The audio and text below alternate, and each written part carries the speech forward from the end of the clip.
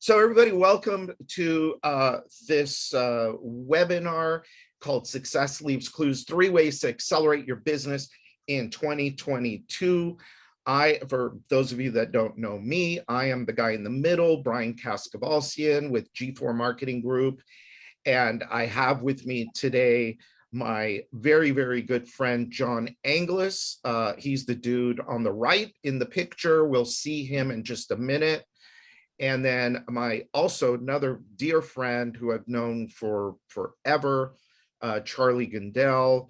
As soon as Charlie is in, we will introduce him as well. So I asked these two to join us today to talk a little bit about 2022 and how to accelerate your business success in 2022.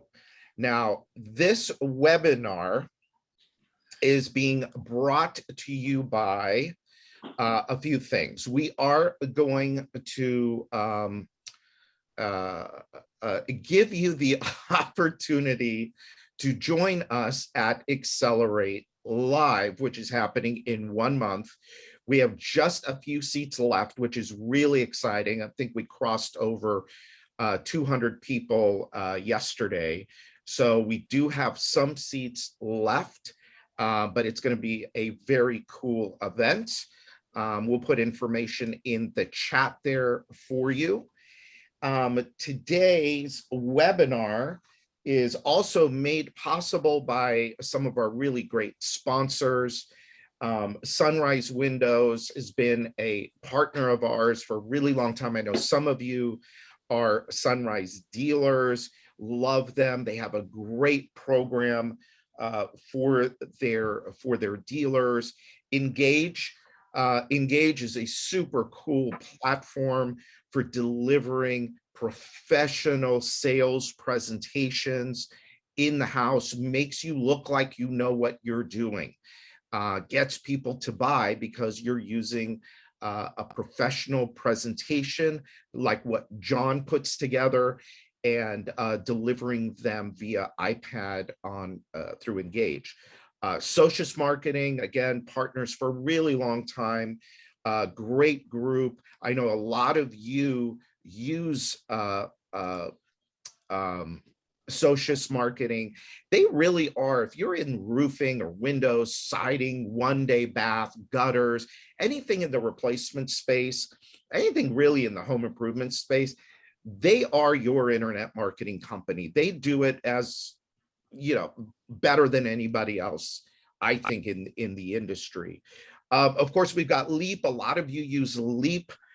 Leap is kind of the back office, put everything into the cloud, very professional, very cool bunch of people. Bricks. We all need people right now, right? Bricks is all about recruiting managers. So if you need a production manager, a sales manager, a marketing manager, a general manager, they are your people. And of course, my company, G4 Marketing, that does relationship marketing on the back end to make sure we drive reviews, we drive referrals, and we drive repeat business. All right. So thank you to everybody that made this possible. So our big theme for this year at Accelerate is Success Leaves Clues. Success leaves clues. I say this a lot.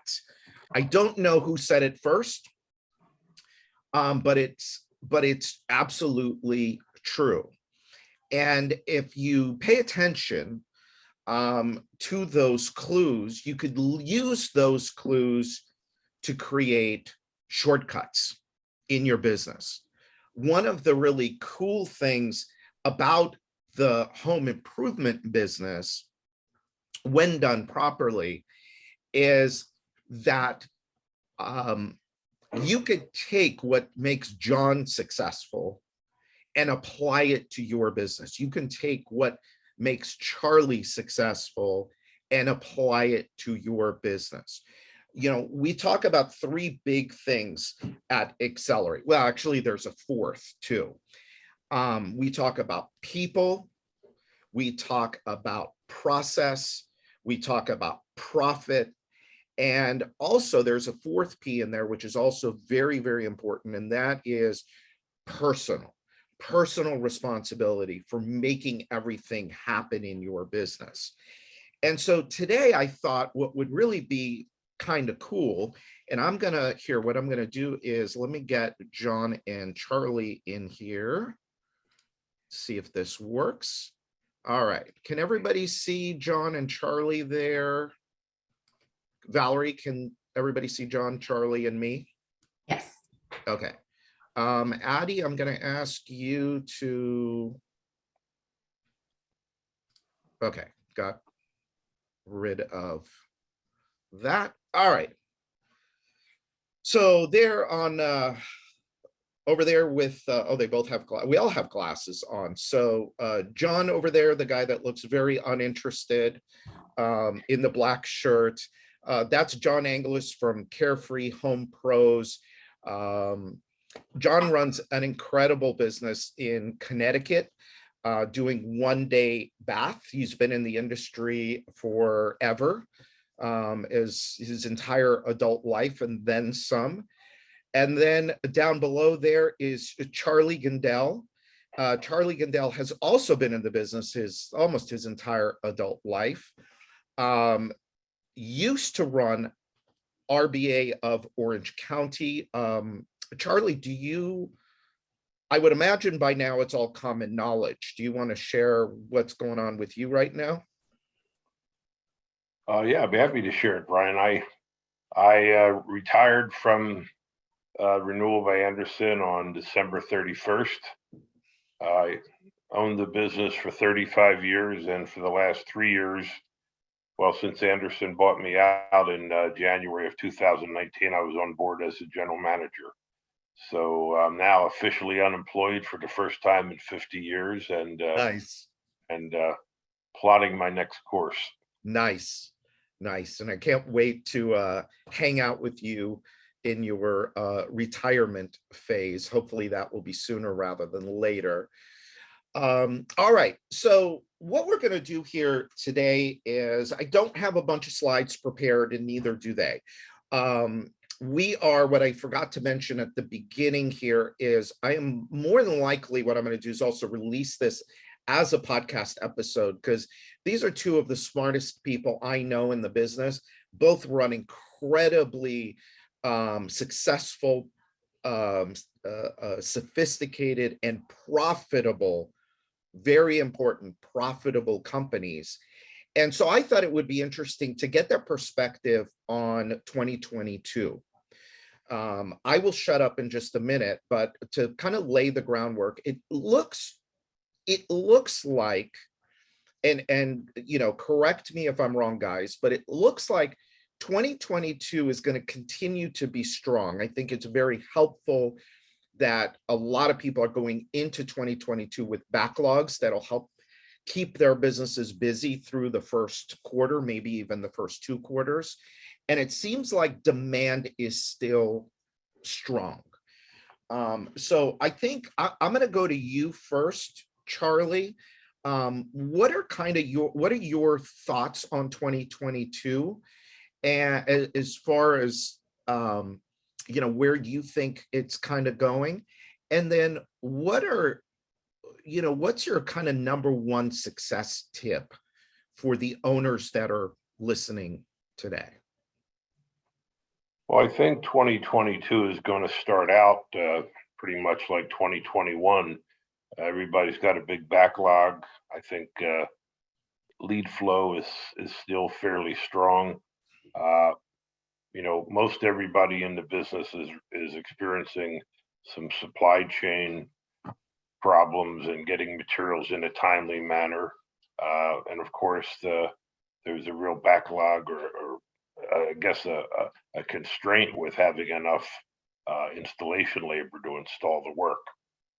I do think with inflation going the way it's going, I think there's going to be an upward move in interest rates.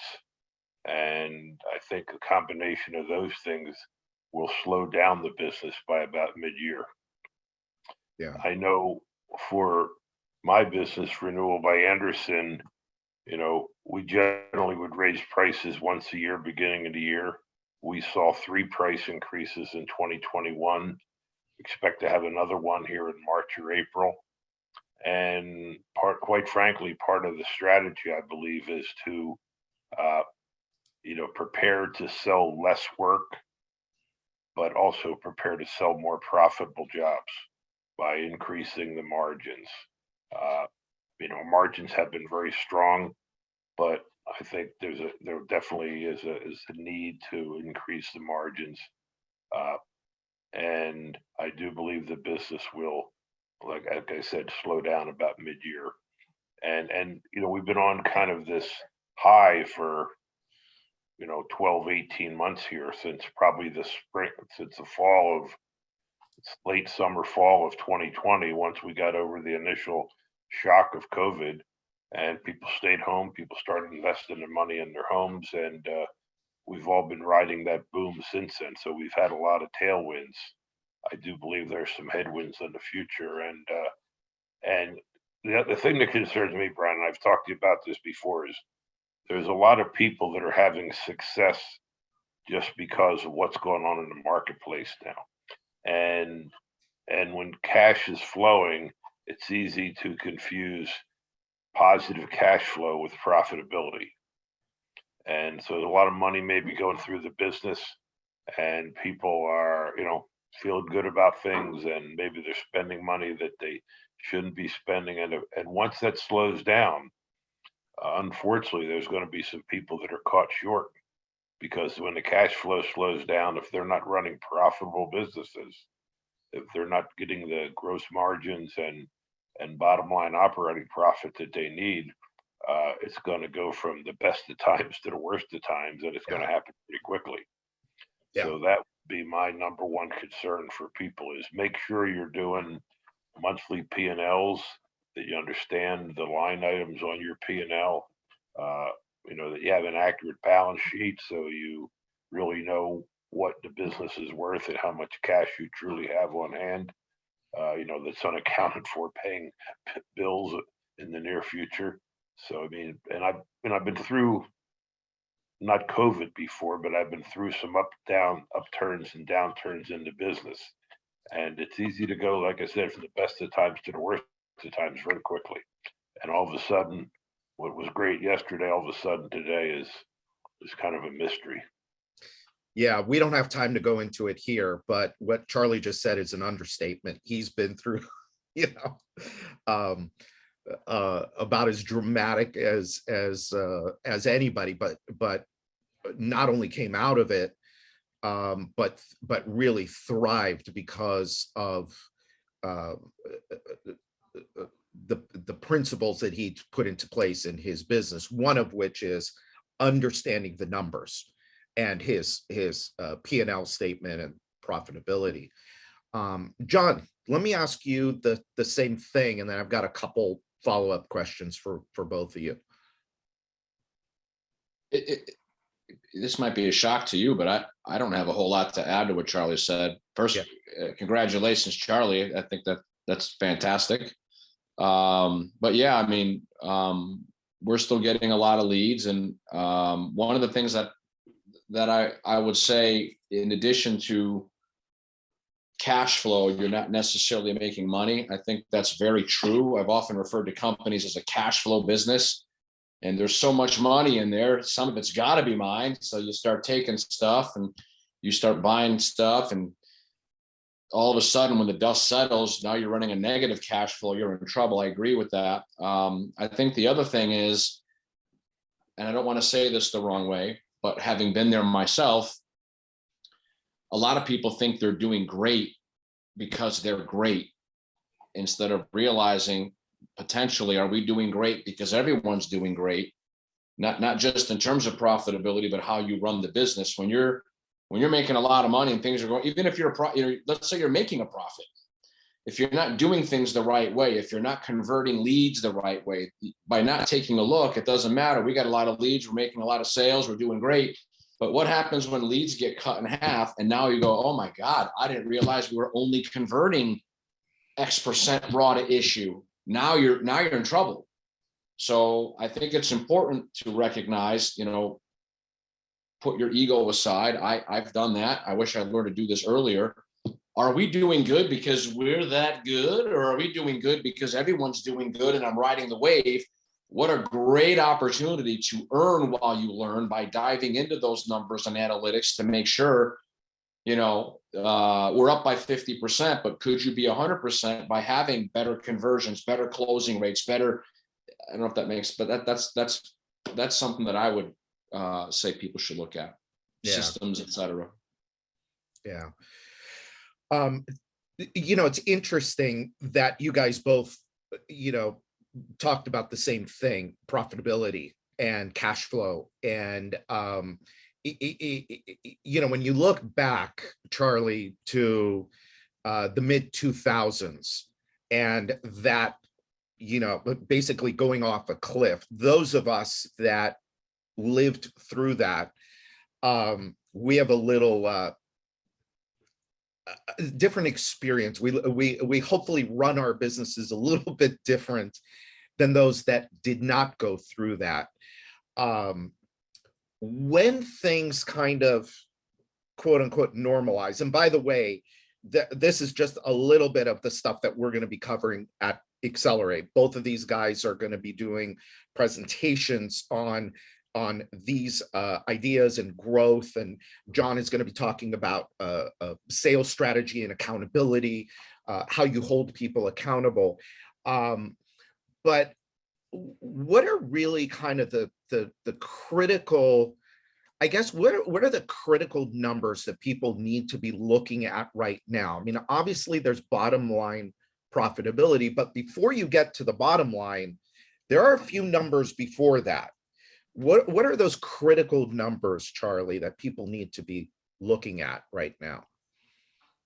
Well, I think, you need to know your cost of goods sold. Mhm. You need to know what it's costing you in material and labor to produce a job.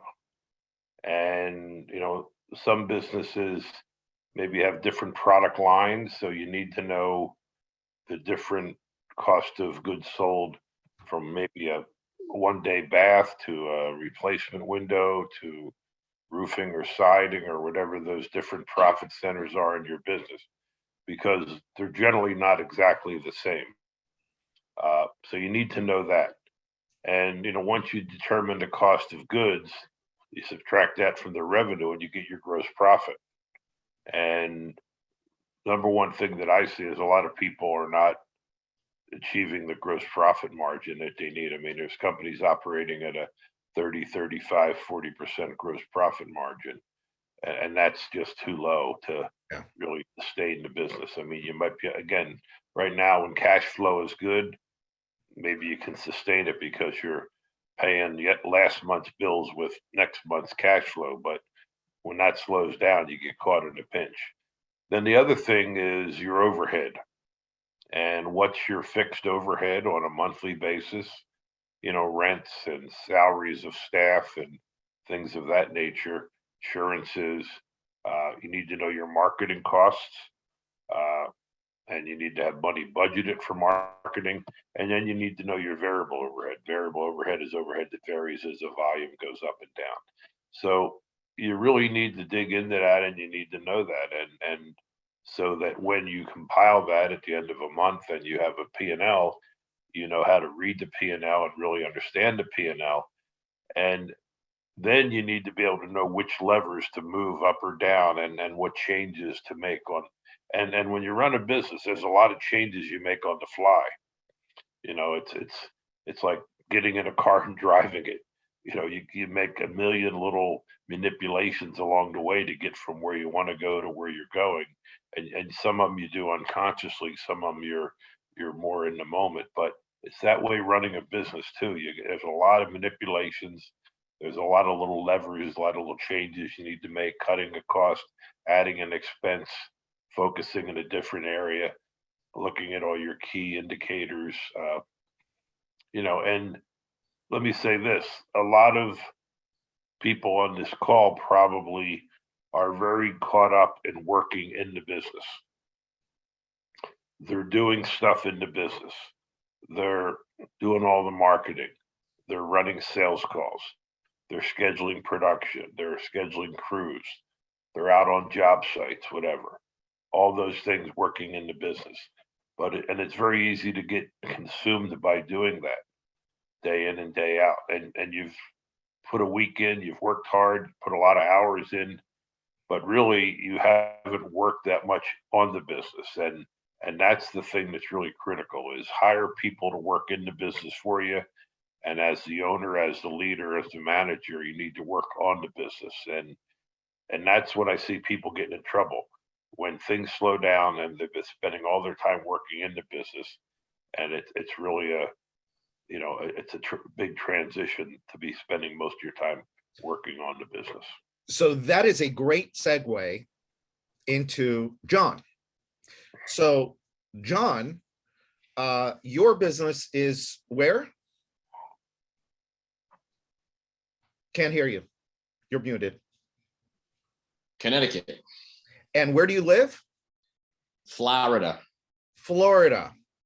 So your business is up here, you live all the way down here. How do you make that work? Charlie nailed it. I work on the business, not in it. What does that look like? It basically knowing what to track. I mean, as Charlie was saying, I got in business to make money. I think everybody on this webinar got in business to make money. I think a lot of people confuse that with selling jobs. Being busy doesn't mean you're making money. So when you're tracking that, when I do sell a job, I know I'm making money, and then you have other numbers that go, I think, hand in hand with that. You know, your opportunity rates, or you go marketing, your raw to issue, you know, how many leads come in and how many times am I getting in the home? There's numbers that tell you whether you're doing good at that or not. And if you're not, that could make it look like you're not making money, because you're not making money when you're just not efficient at doing that. Same thing with closing percentages. You know, every time I give an appointment to a salesperson, what's their closing percentage? And then how much revenue do they bring back each appointment? I know a lot of people will say, I'm not making any money on XYZ advertising. It's not working. But oftentimes when you look at your raw to issue, or your opportunity rate, your demo, you know, your demo close rate, et cetera, sometimes it's not the marketing. Sometimes you're not maximizing what you're doing. So what I did for many years is, you know, what are the KPIs, the key performance indicators that I'm tracking? You know, what are they? What are the benchmarks? How close are we to hitting them? Holding people accountable. I do that on Wednesdays. So on Wednesday morning, I meet with the production manager. There's a meeting structure that we follow. And that's where we find out how well that department's running. What issues do we have to, you know, discuss? Why is that particular job? Charlie mentioned gross profit. At our company, we take material, labor, and commission off the top. We want to be at 55%. So on my manager meetings on Wednesday with the production manager, for example, Scott will come and go, that one's only at 52 instead of 55, because we're not pricing the doors high enough. That's the third job this week. We need to raise the prices of the doors by this much to make sure that doesn't happen. I actually get that from my management team, because they know what the KPIs are, and they know they're held accountable for them, and they're also accountable for bringing solutions as much as possible. In that way, you get a lot done through other people. You give them the freedom to sort of own their own business, or own their department, own their position. And it's amazing how much I learn in those meetings. I never would have thought about doing it that way. So on Wednesdays, I have those types of meetings: production manager, then the sales manager, then the marketing manager. You know, we plan and review. We review what just happened. We plan for the next week, and then on to, you know, they have the freedom to do their job until the next Wednesday. And during the off time of that, outside of that half day on Wednesday, that's where I work on the business. I'm more of a visionary. I've got a lot of great ideas. I come up with, you know, stuff like that, help other contractors, et cetera. But that's kind of what how I'm able to do that from Florida. Yeah. And one of the keys to that is, let me ask you, how do your people know what to do every day when you're not there? When you're not Because there? everything, yeah, that's a good question. Everything's systemized. I mean, we have a script of what we do when the calls come in. There's a script to confirm. There's a selling system. Salesperson gets an appointment. They know what to do from step 1, the introduction, all the way through step 10, the button up if they make the sale. That once they make the sale, there's a system for this is how the leads have to be reported and when they're due by. The office staff comes in the next morning. They know when they come in, they have to follow this process, make welcome calls to the homeowner. Once we're out of rescission, our CRM alerts the production manager. Now it's time to process orders. So every position has, either a system or procedures that go along with it. Each of those have what we call benchmarks. This is, in other words, for every 10 appointments that come in through our call center, we want to be issuing 5. If we're only issuing 2, well, the manager better come to that meeting. This is why, maybe we have someone that's underperforming. I'm going to fire that person, bring on somebody else. I've got 2 more in training, but every position has a system or a procedure. Every employee team member knows what success looks like. And on those Wednesday meetings from me and the management team, I hold them accountable to those numbers. But then on Wednesday, my management team now meets with their team to hold their salespeople, call center reps, installers accountable for their benchmarks. So it really is about transparency. This is what success looks like. We do our best to give everybody the tools they need to succeed. And on Wednesday meetings, you have to be accountable for those numbers, or at least tell me why and what you're doing. And I like that job because now we have a relatively low turnover hiring. We have a recruiting system. We have a recruiting process. We identify the personality profiles of who we want in certain positions. And if they can't do the job, well, we got to find someone who can. If they can do the job, they're just not, well, then we got to let them go and find somebody else who will. But that's how we create a culture of accountability and transparency. And I think why we do well, and I can do it remotely. So what's interesting is that you mentioned the word accountability. I don't know how many times in that thing, in that stretch of information, which was awesome, by the way. But we've been talking a lot about accountability over the last couple of years. Charlie, could you have grown your company the way that you did without instituting accountability? I know it's a dumb question, but it's interesting that you see a lot of companies where there aren't really people accountable for this for sales. Who's accountable for making leads? Who's accountable for converting those leads? Who's accountable?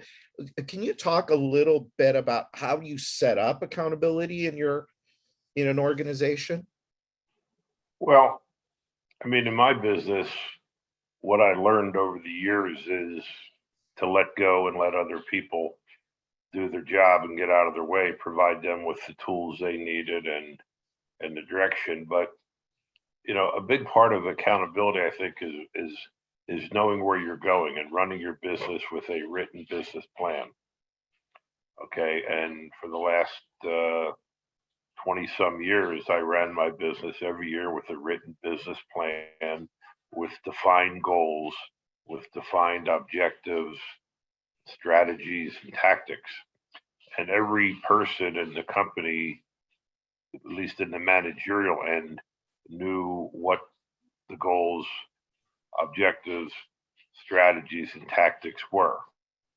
And so then the accountability part comes in, where you measure, what you thought you would do. We know where we want to go, but now we got to measure our progress towards those goals.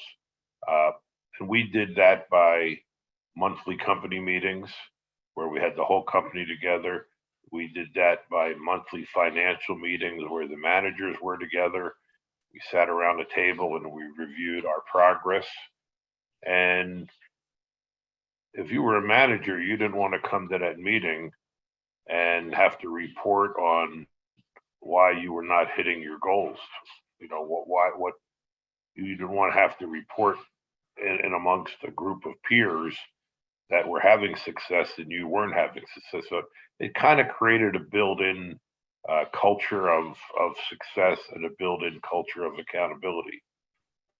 Too often in our businesses, I think it's very easy to operate in silos where you got your little domain and that's all you focus on. And if you get a group of people that are in their own silos and they're not really communicating and being held accountable by their peers, that's kind of in my opinion, that's a recipe for disaster. You also very easy for people to confuse activity with productivity. People are busy, and busy is not necessarily getting things done. And what you find is also, when you work smart, you don't have to be as busy. Busy usually refers to putting out fires or taking care of mundane things that at the moment may appear to be significant, but in the big picture, they're really not. So when you have goals, objectives, strategies, and tactics, you have accountability because you're having to report out on a weekly or monthly basis. And again, you have the right culture there where people are motivated to have success. All of those things, I think, combined create that accountability, that elusive accountability that people are talking about or trying to achieve, but generally don't. Yeah. Well, awesome. So look, I know both of you are away from home. Both of you are traveling. I appreciate you being here. If you can hang out just for a couple more minutes.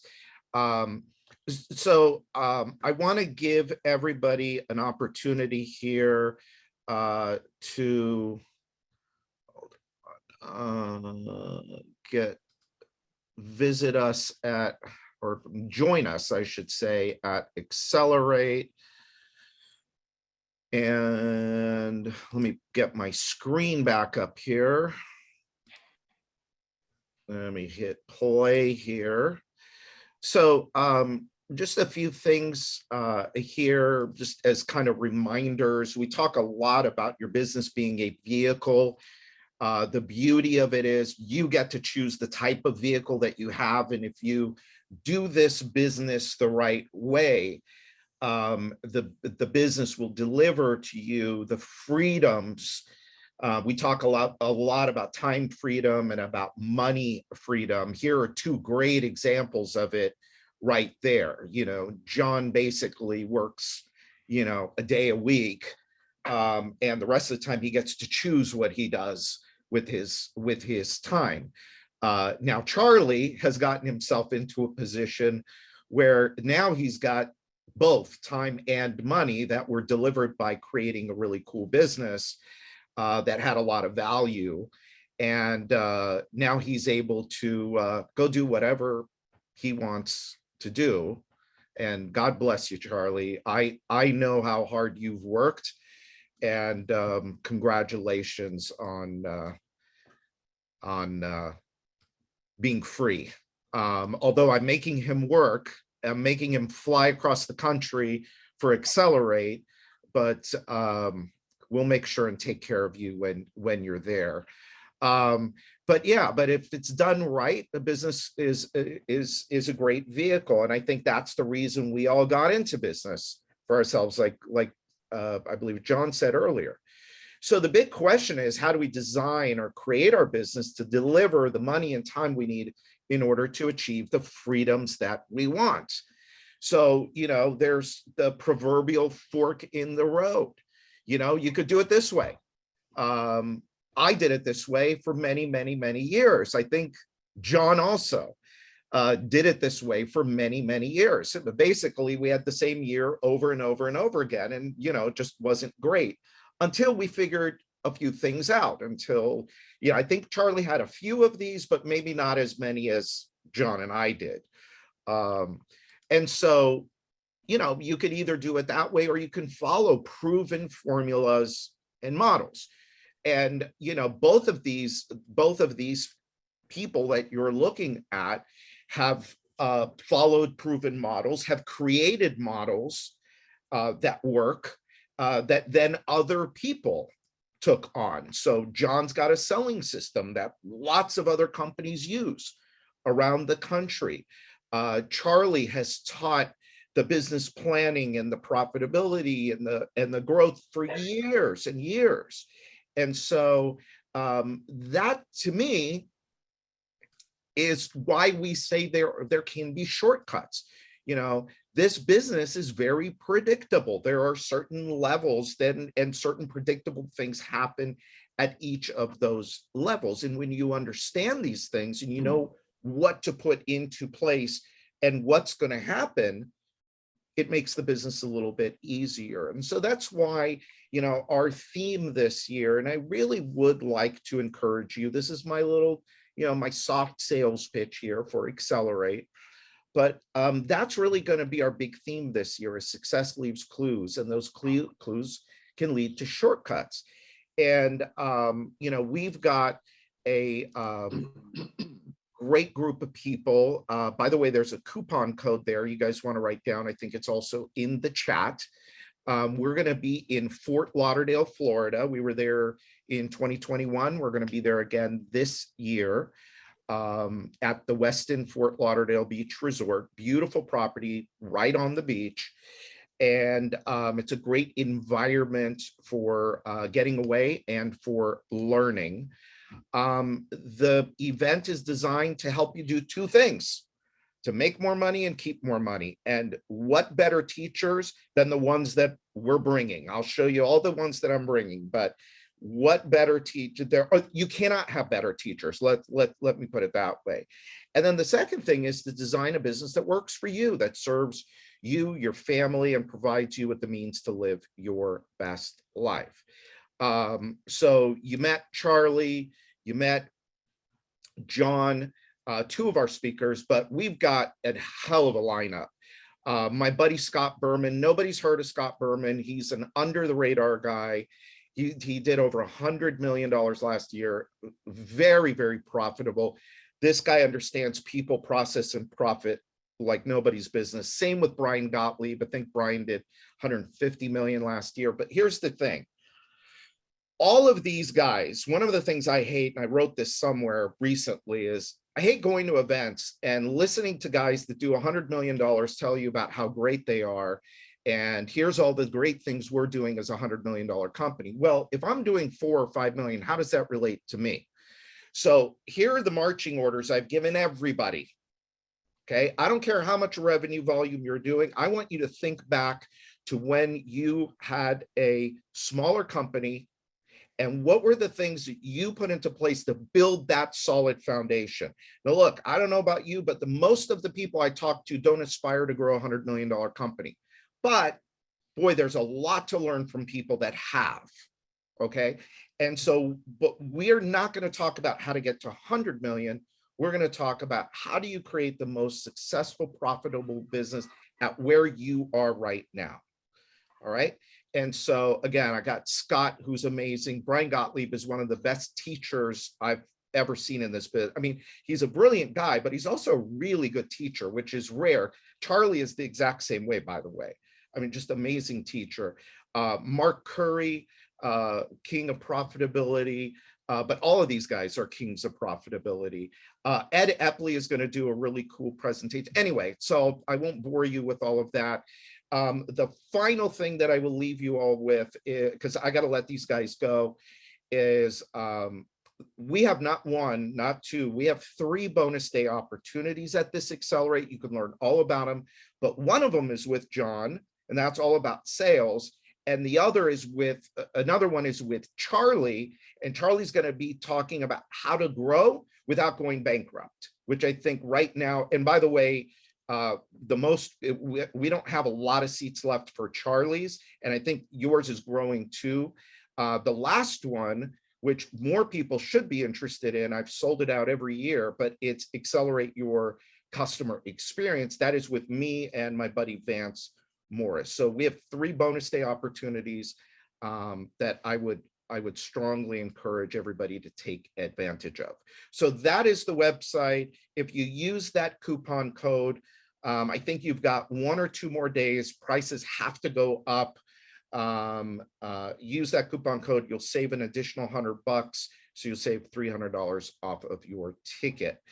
So thank you, everybody, for being here. John and Charlie, thank you very, very much. I will speak with both of you very soon. Everybody here, by the way, you guys, if you want, you can go. I'm going to open it up. If anybody's got any questions about Accelerate, we can either, I've just put up a poll. If you want more details, if you want somebody to give you a call, just hit yes. If you are, you know that you want to go, just go to the link that's in the chat box and grab your seat. We, like I said, I don't know what the number is today. Yesterday, I think it was less than 20 seats left. So we'd love to see you there. It will be, it's going to be a great event. All right. So anybody have any, hold on, let me see if there are any questions. This has been great. Thank you. Oh, we've got a bunch of people. Okay, Valerie said that there's a bunch of people. That are already registered that are on this webinar. That's great. Okay. All right. Again, John and Charlie, thank you so much. Again, I'll talk to you all soon, and hopefully I will see a bunch of you in just a few weeks at Accelerate. If you need anything from me, just reach out. I'll close the poll, and that's it. Oh, Chris, I sent you an email through LinkedIn. Would you mind reaching out to me, please? Chris Edelin. As of right now, we are not going to be recording Accelerate Live, but that might change. I'm not sure. Okay, thank you all. Bye-bye.